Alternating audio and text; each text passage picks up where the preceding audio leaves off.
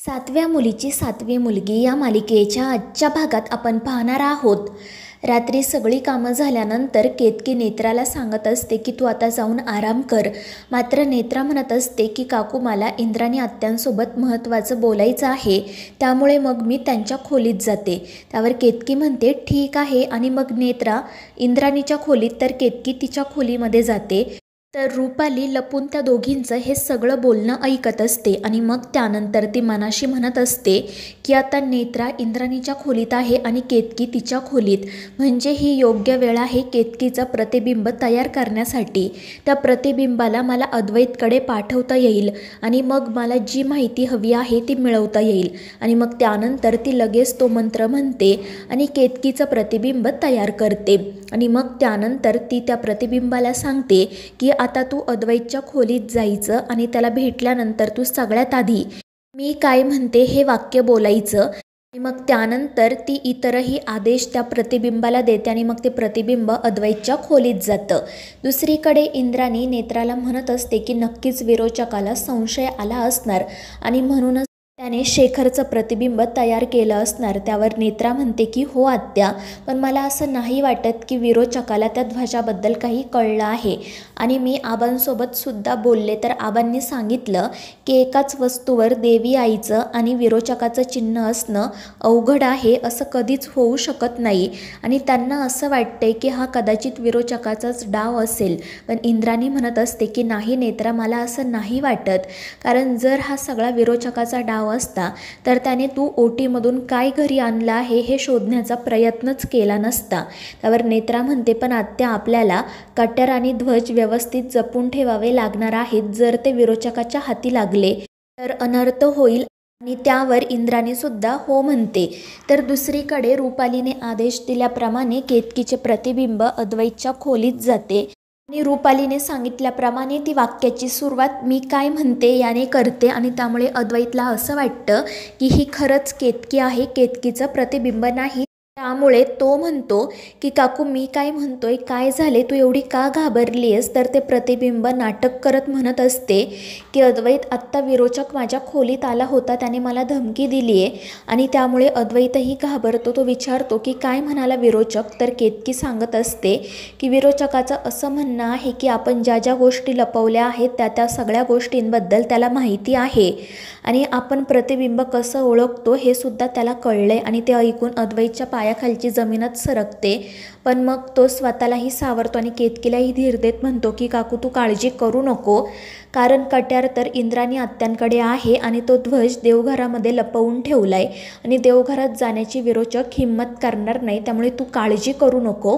आणि ते ऐकून मग ते प्रतिबिंब तेथून निघून जाते. त्यानंतर मग रुपाली लगेच त्या प्रतिबिंबाला खोलीत बोलावते आणि अद्वैतकडून जी काही माहिती मिळालेली असते ती सगळी माहिती ते प्रतिबिंब विरोचकाला सांगते. आणि त्यामुळे विरोचकाला प्रश्न पडतो की अद्वैत नेमका कोणत्या ध्वजाबद्दल बोलत होता आणि त्यांनी तो ध्वज लपवून ठेवला आहे, म्हणजे तो नक्कीच माझ्या कामाचा असणार. आणि मग त्यानंतर 13 मिनिटे पूर्ण होतात, ते प्रतिबिंब हवेत विरून जाते. तर रुपाली रात्रीच ध्वज मिळवायचं ठरवते. दुसरीकडे जेव्हा नेत्रा तिच्या रूममध्ये जाते तेव्हा अद्वैत काळजीत असतो. ती त्याला अनेकदा काय झालं आहे हे विचारते पण तो काही सांगत नाही.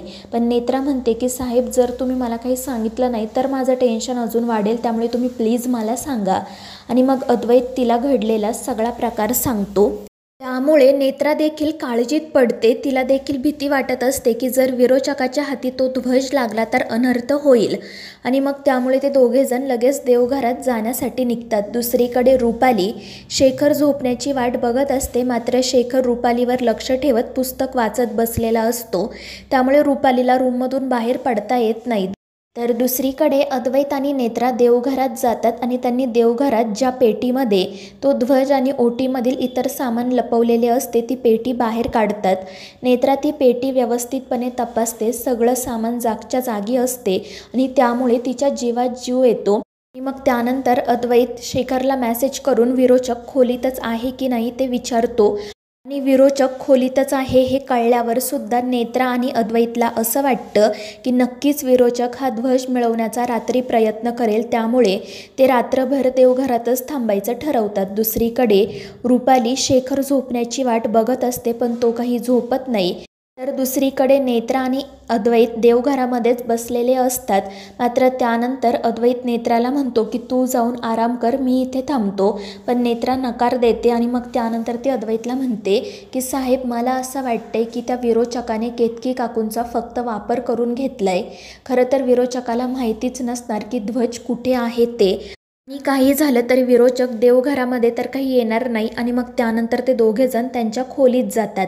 तर इकडे शेखर झोपत नाही हे बघून रुपाली खूप चिडते आणि मग ती त्याला धमकी देत झोपायला सांगते. पण शेखर नकार देतो. त्यामुळे रुपाली त्याच्या हातातून पुस्तक हिसकावून घेते, लाईट बंद करते आणि ती स्वतः जाऊन झोपते. शेखर मात्र खुर्चीवरच बसून असतो. त्यानंतर इकडे अद्वैत एकदा शेखरला मेसेज करून विचारतो की विरोचक खोलीतच आहे ना. त्यावर शेखर हो म्हणतो. त्यामुळे मग नेत्रा आणि अद्वैत त्यांच्या खोलीत निर्धास्तपणे जातात. दुसरीकडे रुपाली झोपलेली असते तर शेखरही तिच्या जवळच असतो. तर अद्वैत पुन्हा एकदा शेखरला कॉल करून विरोचक खोलीतच आहे की नाही याची खात्री करून घेतो.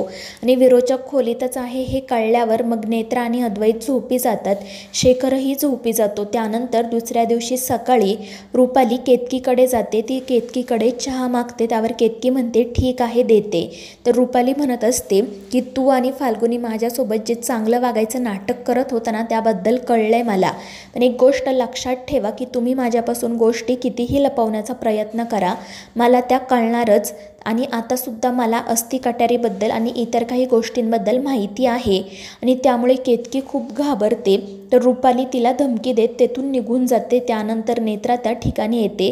केतकी तिला रुपालीने दिलेल्या धमकीबद्दल सांगते. त्यामुळे नेत्रा काळजीत पडते. तितक्यात फाल्गुनी धावत पळत त्या ठिकाणी येते. ती नेत्राला म्हणते की मी काय म्हणते, आत्या सासूमांनी तुम्हाला देवघरामध्ये बोलावलंय. त्यामुळे नेत्रा देवघरात जाते. तर तिथे इंद्राणी बसलेली असते. ती खूप रडत असते. त्यामुळे नेत्रा तिला काय झालं ते विचारते. तर इंद्राणी देवीजवळ असणाऱ्या एका पेटीकडे इशारा करते आणि त्यामुळे नेत्रा त्या ठिकाणी जाते.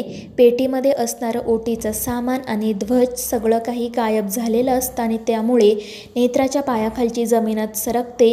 कारण काल रात्रीच रुपालीने तो ध्वज गायब केलेला असतो. आणि मग त्यानंतर रुपाली त्या ध्वजावर नेमकं काय आहे हे बघायचा प्रयत्न करते. मात्र तिला काही सापडत नाही. तर मित्रांनो, या मालिकेच्या पुढील भागांमध्ये आपण पाहणार आहोत अद्वैत नेत्राला म्हणत असतो की जर ध्वजाचं रहस्य आपल्या आधी विरोचकाला कळलं तर. आणि त्यामुळे नेत्रा घाबरते. तर दुसरीकडे विरोचकाला त्या ध्वजामध्ये काहीच सापडत नाही आणि त्यामुळे विरोचक तो ध्वज जाळून टाकतो. आणि मग त्यानंतर जेव्हा तो घरात येतो तेव्हा नेत्रा त्याच्या अंगावर धावून जाते. ती म्हणत असते की मला तो ध्वज हवा आहे. तर रुपाली हसतच तिच्या हातावर ध्वजाची राख ठेवते आणि सगळ्यांना सांगते की त्या ध्वजाचा मी स्वाहा केला आहे. त्यामुळे सगळेच जण रागात तिच्याकडे बघू लागतात. तर मित्रांनो, या मालिकेच्या पुढील भागांच्या अपडेटसाठी आपल्या चॅनेलला सबस्क्राईब करा.